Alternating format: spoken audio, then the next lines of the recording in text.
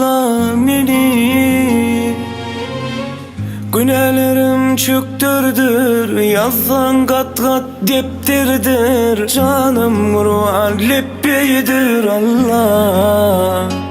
Bağışla beni, kendir göğünün kök yeri, bir bağlan kökleri. Canlar uçtur kepteri Allah. Bağışla beni, bir yanım toy beylen yaz. Bilmek kıyın kim düşman oz, bilmeyenim köptür haz Allah'ım. Bağışla beni, şükür haller bir tapta, bugün harzur yar kalpta. Yüreğim sana verdim, yaysa men siler dirdim. Kıskansam yine dedim Allah.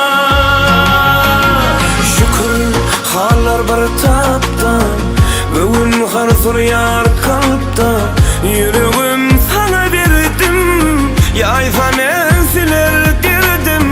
Kıskansam yine dedim Allah.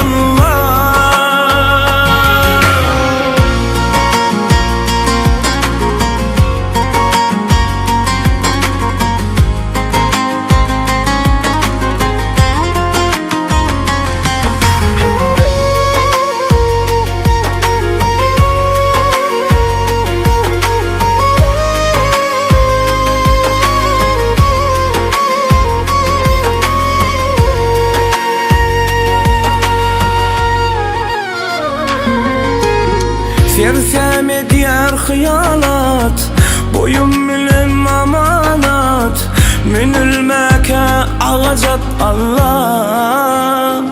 Bağışla beni, üstüm toprağın öpüp, gelmedim kapıyın kakıp.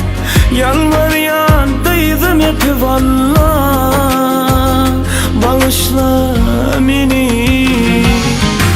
şükür haller bir tapta, bugün harzur yar kalpta. Yüreğim sana verdim, yaysa men siler dirdim. Kıskansam yine dedim Allah. Şükür haller bir tapta, bugün harzur yar